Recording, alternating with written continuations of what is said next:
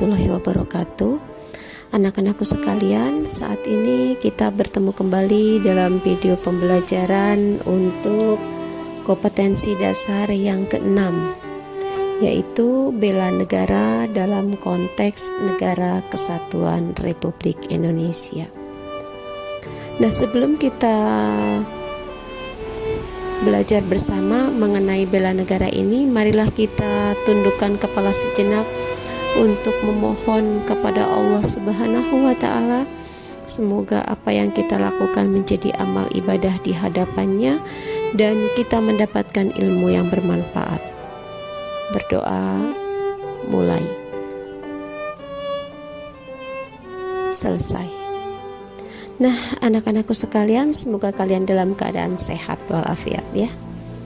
Nah, di kompetensi dasar yang ke-6 ini, bela negara dalam konteks Negara Kesatuan Republik Indonesia. Tujuan pembelajaran yang akan kita capai adalah menganalisis hakikat upaya pembelaan negara dalam kehidupan bermasyarakat, berbangsa, dan bernegara.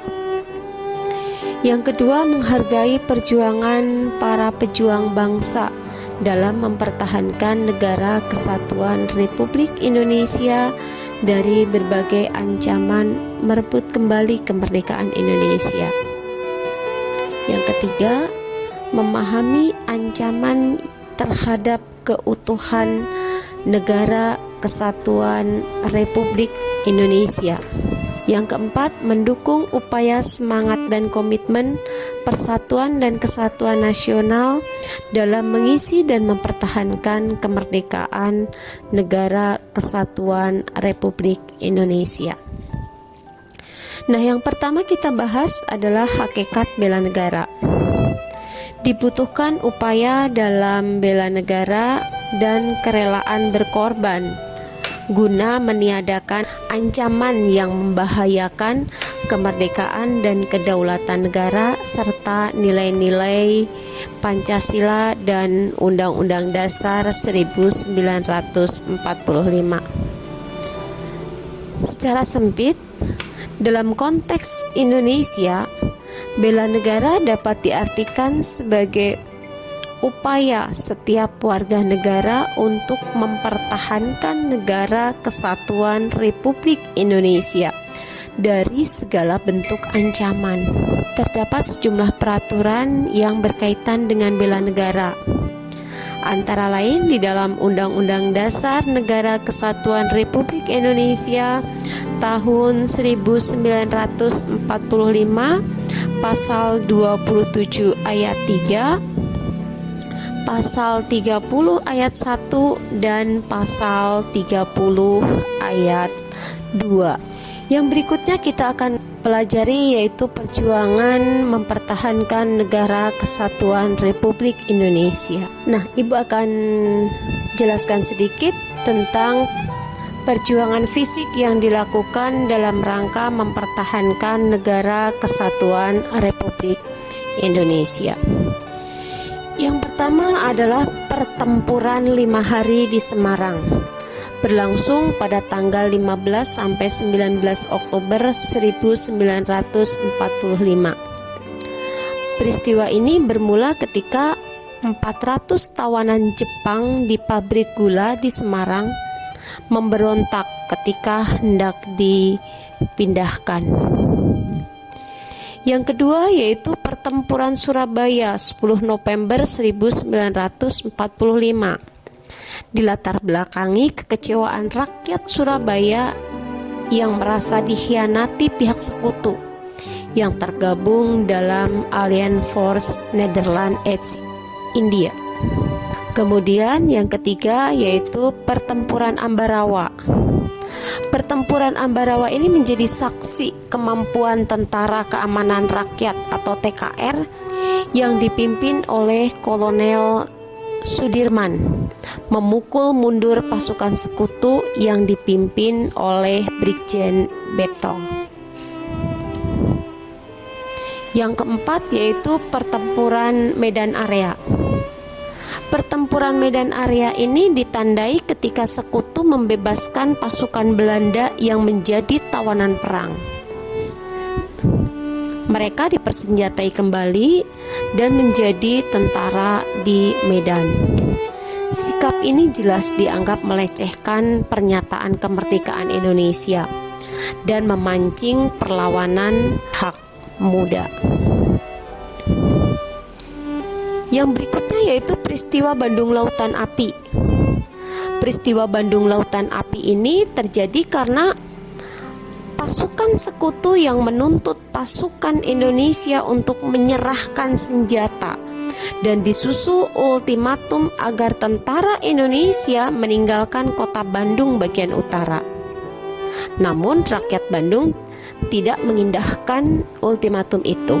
Yang berikutnya yaitu peristiwa Merah Putih. Peristiwa Merah Putih ini terjadi karena pasukan Nika mulai bertindak sewenang-wenang serta menahan sejumlah tokoh Republik Indonesia, sehingga mengundang reaksi dari masyarakat Manado. Yang berikutnya Perang Puputan Margana.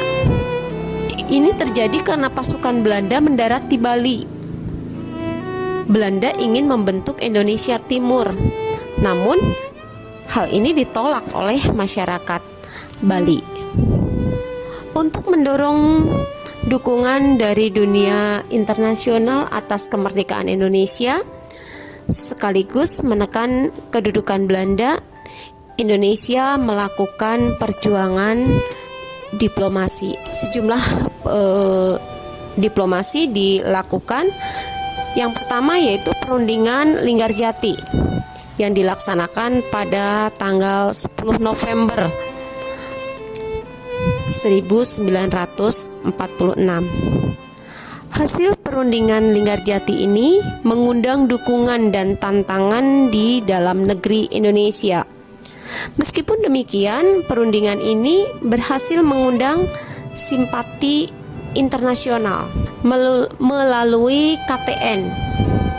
Pemerintah RI dan Belanda mengadakan perundingan Renville pada tanggal 17 Januari 1948.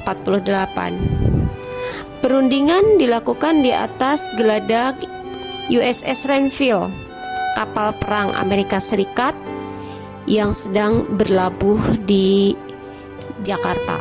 Ketegangan Indonesia dan Belanda semakin memuncak sesudah perundingan Renville.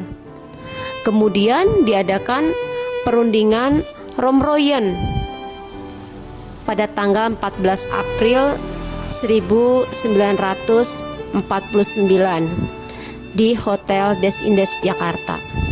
Yang berikutnya ada konferensi meja bundar berlangsung di Den Haag antara 23 Agustus sampai dengan 2 November 1949. Konferensi ini menghasilkan sejumlah persetujuan. Bagian yang ketiga yang akan kita bahas adalah ancaman terhadap keutuhan negara Republik Indonesia. Ancaman adalah setiap upaya dan kegiatan baik dari dalam negeri maupun luar negeri yang dinilai mengancam atau membahayakan kedaulatan negara, keutuhan wilayah negara, dan keselamatan segenap bangsa. Ancaman dapat dibedakan berdasarkan jenis, sumber, dan juga bentuk. Dalam upaya mempertahankan keutuhan NKRI, terdapat ancaman yang berdimensi ideologi. Ancaman ini berupa upaya dari berbagai unsur radikalisme yang mencoba mengganti ideologi Pancasila dengan ideologi-ideologi lain. Dari politik luar negeri, ancaman berdimensi politik dapat berupa tekanan politik dari negara lain terhadap Indonesia. Sementara itu, ancaman berdimensi politik yang bersumber dari dalam negeri dapat berupa mobilisasi massa untuk menumbangkan suatu pemerintahan yang berkuasa atau menggalang kekuatan politik untuk melemahkan kekuasaan pemerintah. Ancaman internal yang berdimensi ekonomi antara lain adalah inflasi, pengangguran yang tinggi, infrastruktur yang tidak memadai, penetapan sistem ekonomi yang belum jelas, ketimpangan distribusi pendapatan dan ekonomi biaya tinggi. Adapun ancaman eksternal yang berdimensi ekonomi antara lain indikator kinerja ekonomi yang buruk, daya saing rendah, ketidaksiapan menghadapi era globalisasi, dan tingkat dependensi yang cukup tinggi terhadap asing. Ancaman yang berdimensi sosial budaya. Ancaman yang berdimensi sosial budaya dari dalam didorong oleh isu-isu kemiskinan, kebodohan, keterbelakangan, dan ketidakadilan yang dapat menjadi titik pangkal timbulnya permasalahan seperti separatisme dan terorisme. Ancaman yang berdimensi sosial budaya dari luar datang bersamaan dengan era globalisasi, dengan penetrasi nilai-nilai budaya dari luar negeri yang dapat mempengaruhi nilai-nilai di Indonesia.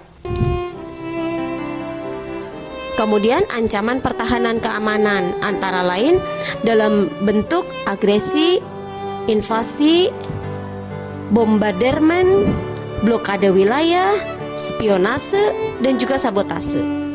Ancaman globalisasi dari sisi ekonomi yaitu ketika perekonomian nasional suatu negara telah terintegrasi ke dalam pasar-pasar global.